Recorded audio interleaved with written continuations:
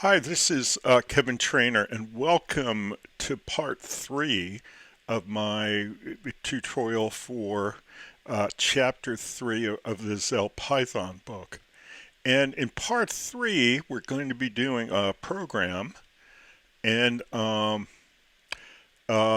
it's going to be called Mixed Division 1 Accumulator. Okay. And we're going to create a program like quotient accumulator.py. That's the one that we just did. Okay. But we're going to have some differences. Okay. Uh, the accumulator that we're going to use to accumulate the sum of the quotients is going to be a float because each of the quotients that we get is going to be a float. And why is this? Because the mixed up here means that we're going to be using mixed types. When we prompt the user, we're going to prompt the user for one int, the first one, and one float, the second one. This is what mixed means. Okay. Another difference, when we print the quotient in the loop, we're going to limit the decimal of places that we show to 2, and we're going to do that with f-string formatting. We're going to say f-string formatting. Okay. Okay, and then number 4, when we print, I guess we should say when printing, the accumulated quotient at the end, limit the decimal places that we show there to 2, but we're going to limit that using rounding. Okay? All right. So, when we want to make one program like another program, we're going to take an approach that I call cloning. Quite a few people call this cloning. So what we do is we copy the code from another program. We copy it, we rename it, okay, and then we change the code. And we really don't design it from pseudocode. Why? Well, the original program is a sufficient sketch to start from. Okay, remember, your pseudocode is a sketch, right? So, do you have to start from a that kind of a sketch all the time? No. Okay, you can use a program and change it. So the last thing we do is called quotient accumulator. So we're going to right click on that and say, and choose copy. And then we're going to highlight the name of the project, right click, and choose paste. And it wants to know what we really want to call it. And over here, I'm looking at my specification, mixed division 1 accumulator. So mixed underscore division 1 accumulator. Okay, and what's the 1 in here for? Well, of the 1 and 2 things that we prompt the user for, the int's going to be in the first one. Okay, that's why I called it that. I used to have a name for this that was worse. You can only imagine how bad that was. So we click, and it opens this up. Okay, so let's see what we need to change. Well, first of all, so the name up here is correct, mixed division 1 accumulator, but the doc string's off. Demonstrate integer division. Let's call it mixed type division. And the accumulator pattern. Well, still using the accumulator pattern. Okay. All right, so let's look at the list of things that are different. So the accumulator is going to be a float. Let's go change that. Okay, let's just, how do we signal that it's going to be a float, not an int? Well, we assign it a float initial value, 0.0. Okay, we're still going to collect 5 pairs. I didn't say that changed, so that's going to stay the same. Okay, so let's see. The second thing, prompts the user for one int, the first one, and one float, the second one. That's what mixed means. Okay. So the dividend, I guess, is going to be the int, so that's not going to change. The divisor is going to be a float. What changes here? Well, two things, okay? One, we have to tell the user to give us a float. So let's say float, okay? And then the function that we call to convert the string to a number, it's not going to be int, it's going to be float, okay? That's that easy. That's looking good.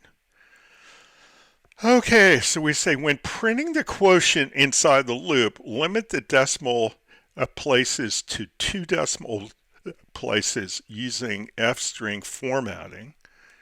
Okay, now how do we do that?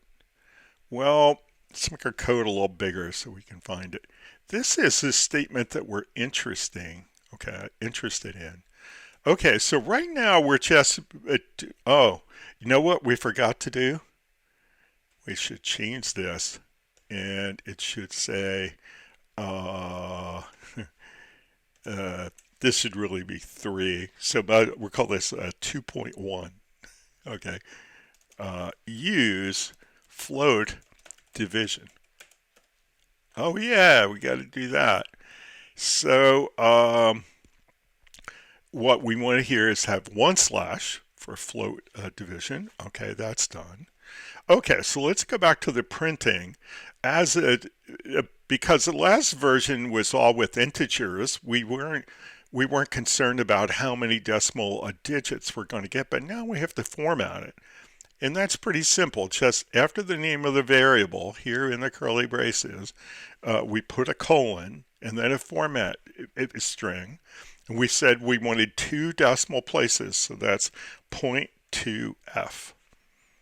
Okay, that's that. And what's the last change that we're looking for? When printing the accumulate quotient at the end, limit the decimal places to 2, use rounding. Okay. All right. So let's do this the explicit way, okay? And maybe when we're reviewing code in class, somebody is able to show us a more way to do it with one fewer line of code. Okay, so the explicit way is to create a new variable, call it rounded accumulator. Okay, and assign it the value of call the function round, pass it accumulator. Okay, comma 2 for 2 decimal places. Okay, and then down here in the print statement, put rounded underscore accumulator. So that should give us the 2 decimal places there. All right. Do we have any other changes that we need to make? No, we don't. Okay. So I just want to point out here is that it's pretty typical for programmers to start where their sketch is just a program that they already have. Okay? It's not always pseudocode that they write from scratch. Okay? And so this is the method you would use on something like this. The other thing is it's sometimes hard to make some of the changes and then test and make the rest. You can sometimes a part of the code's then incompatible with the other, so sometimes you're forced to make all the changes and then test. But sometimes you can get away with making half the changes and then running a test and then make the other half and then run a final test. In any case, we're ready to test, so let's run this. Okay, and let's give us a little more room and make this type a little bigger. So let's say 9, that's the integer, now a float, 9 divided by 8.0, quotient is 1.12. and then 8 divided by 7.0. Okay. And then 7 divided by 6.0. And then 6 divided by 5.0. And then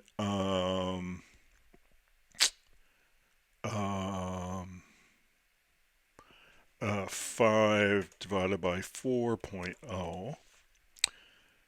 Okay. Now I'm pretty happy with all of this. Okay, things are looking like I've got my 2 decimal digits when I print the quotient at the end of every group, and I've got my 2 decimal digits at the end, and I did the first by formatting and the second by rounding. But I don't really like the decimal and the period, and I'd mentioned that before. So I'm going to go back and take the period off of those. So let's see, the first one is up here on line 14.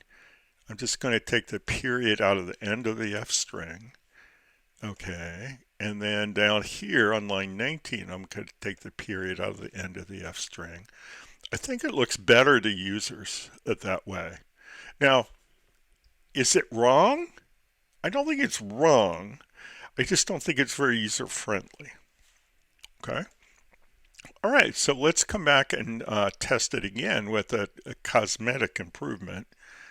Okay, and we're going to say, let's see, 9 divided by 8.0 and 8 divided by 7.0 and 7 divided by 6.0 and 6 divided by 5.0 and 5 divided by 4.0. And we get the same answers, but they look better.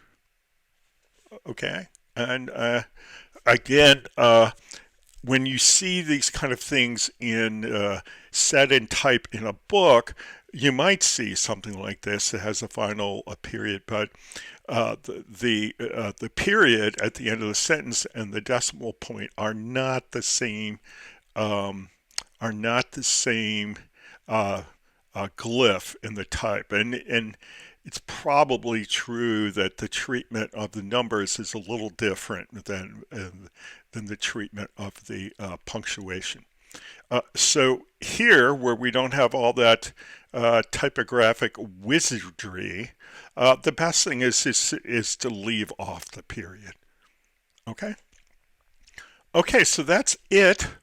Again, your example is going to be slightly different. So good luck on that, and I'm going to say bye. Bye-bye.